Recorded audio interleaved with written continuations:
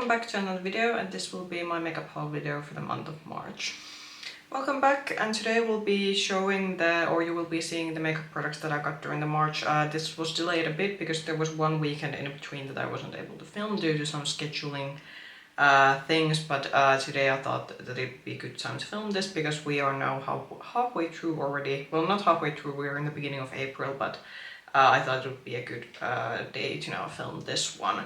So I think what we will do first is that I will be showing like all the other products except eyeshadow palettes, and then I'm gonna be showing the eyeshadow palettes for last. And I did get some quite interesting things during the last month.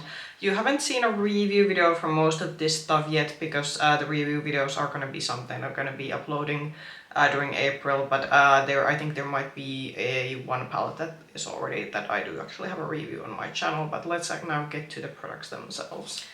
Okay, so mostly I got some drugstore things, which is usually the kind of makeup that I buy, except for eyeshadow palettes. I do occasionally get some higher end ones, but with some my sort of cheek and sort of mascara products and base products, I usually like to go more towards drugstore because it is more affordable, and drugstore these days actually does kind of decent job at most of other makeup products categories except for eyeshadows.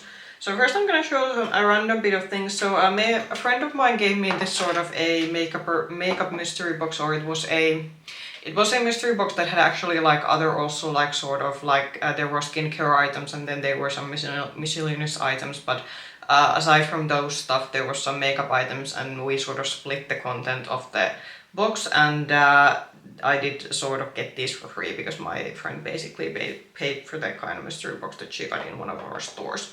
So first thing that was in the box was this one. So this is one of the Makeup Revolutions, this sort of glowy liquid highlighter. So this is the Glow Drops in the shade Stardew. I am actually wearing this currently. This is also currently in my general rotation. I think I'll be including this in a review video next week. So the next collective makeup review video, I'll be giving my sort of overall thoughts about this one, but this was the first thing that was in the box. Then there was AW7. So I actually now got one of these sort of jelly blushes that I haven't been that interested to get myself, but because I didn't pay for any of this stuff, I think this was a good opportunity for me to try this kind of stuff out. So it is one of these jelly blushers. These have been very trendy. I think Milk Makeup was the first one that made these, at least in the Western market, pretty popular, but after Milk a couple of drugstore brands have been doing. And again, this is a product that will be featured in a future collective makeup review video, but currently I am trying this out. So far I do have to say from maybe this one, let's just say that this hasn't maybe been one of my favorite ways to apply blushes, but we'll get to that in more detail when this will make it into my review. Then there was a colored mascara, which I have also been trying out. So this is W7, it's really navy mascara. So I think they have this, at least in our W7 retailers, I think they have this in maybe 4 colors. This kind of does have a quite funky wand.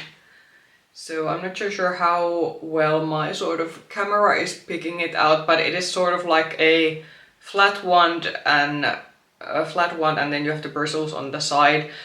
Something I will already tell about this one, it looks quite navy when you take it out of the tube, but actually when this dries down to your lashes, I have noticed that actually the color mutes down quite a lot. So actually when I've been wearing this one, unless you look very close by, I think most people have thought that I've been wearing a black mascara. So I think if you're expecting to go and buy this and thinking you're gonna get this like very bright navy, that's not exactly the end result this will look once it dries down on your lashes. And then the last one was another W7 product. So this was the King Cole eyeliner in white. I haven't actually, I think last time I had a white eyeliner was when I was in my pre-teens. It was actually maybe when my mom sort of got me my first like this sort of pre-teen appropriate makeup kit, and because that was sort of in the like sort of first like in the beginning of 2000s, that was still when white eyeliner, it was basically that everyone did it, that you had to put white eyeliner to your lash line because it sort of helped open up your eyes, and it was the sort of like eye trend that everyone said that you have to use white eyeliner to open up your eyes. So that is probably the last time I, for example, had a white eyeliner. So this has been a bit of like a sort of return to the past in one way, but Again, this is a product that I've been trying out so far. I'm not exactly being quite, like, at least for the lower lash line, I don't think this has been working as well as I have hoped for, but I will be telling more about this in the upcoming review video. But that was the products that were in the sort of makeup mystery box, then the stuff that I have actually like paid for myself. So I did get some drugstore stuff and I've been trying out a new brand. So I did get some because there was an offer in one of our like makeup stores. So I got some Gosh Copenhagen stuff, so obviously you can already guess from the name, this is a Danish drugstore brand, and I ended up getting this one. So this is a sort of highlighter palette that they have. So this has already been on my rotation. Again, this will be featured in my future makeup review video, but this was actually a relatively new product from the brand, at least in our stores. Then I tried one of their sort of contour ones. They had 3 shades of this one available, and this was actually they had a couple of like 001 and 002 shades, but those actually I think were more bronzing shades, and this 003 is actually a sort of cool tone contouring shade. So again, just like with the highlighter palette, this has already been on my rotation and will be waiting for a review.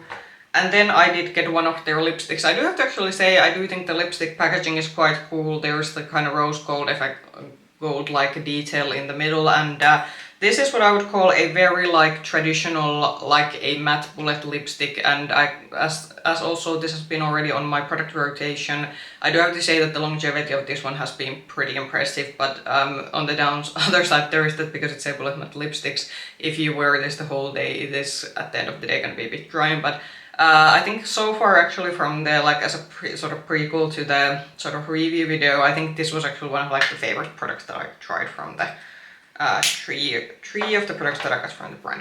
Then I got the new Maybelline mascara. I did discuss in my makeup news video that I was curious to try this one. So this is the Colossal Bubble mascara. The font is quite funky, it was a bit hard to read. This is actually the mascara that I'm currently wearing, and it has been the mascara in my couple of last videos.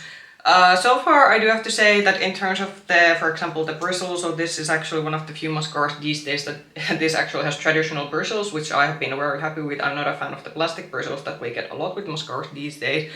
And so far this has been quite of a nice mascara. I generally have had a pretty good luck. Not all Maybelline mascaras have worked out for me, but this one definitely has been. But there are still maybe some things that also I haven't been liking that much about this one, but this is definitely, considering that I don't think that during this year I've had that good of a luck with new mascaras, I do think that this goes to the category of the better mascaras that I have tried so far. Okay, then let's get to the eyeshadow palettes, and we have 3 ones that I got during last month. So first one is the one there that already there is actually a review. I did manage to squeeze this in on my previous eyeshadow palette review video. So I got the Natasha Denona Bloom palette. This came quite close at the sort of end of February, beginning of March was I think when this was like launched. So this is a very, what I would call punchy, orangey, peachy tone palette. Maybe not as perhaps rosy tone as Natasha made it maybe for it to seem in her sort of like promo videos and images that she posted. There's already like a review of this one on my channel, so if you want to see swatches and demo looks, you can just watch the latest eyeshadow palette review video that is up on my review playlist. Something that I was a bit disappointed about this one, this only had a couple of like very sparkly formulas, because the I Need a Warm palette and I Need a Nude palette, which are the previous palettes that I had from this one, those had the new very sparkly and almost like wet effect shimmer formula. Unfortunately, this seemed to be a return to some of her older formulas where, especially with some of the shimmers, they were more like satiny feeling and didn't exactly feel like they were up to par with some of the previous Natasha Denona shimmers that I have tried. But I did still like generally this color story, and even though the shimmers weren't my favorite, I do think that if you're just generally like Natasha Denona's quality, you're gonna be pretty happy with this palette in terms of the matte and how this overall performs.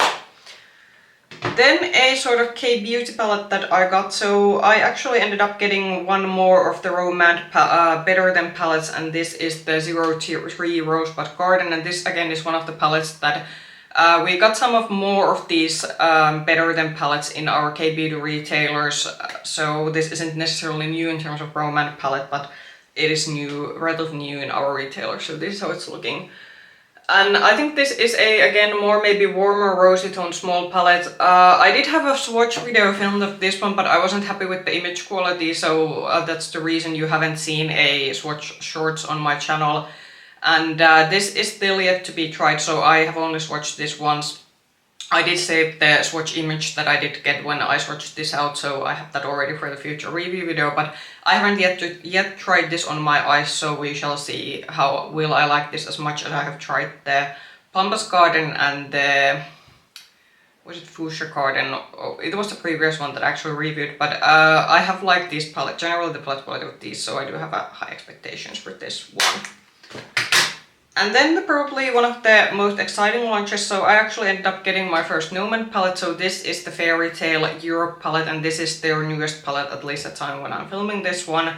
And this is actually currently on my makeup rotation, so I do have some thoughts already gathered about this one, but I am still wanting to try this out for another week. So this is quite of an, well, I wouldn't say interesting palette, but a bit of a interesting way that they decided to do this kind of color story on the fact that this is a mostly shimmer palette and then you have a row of neutral mattes.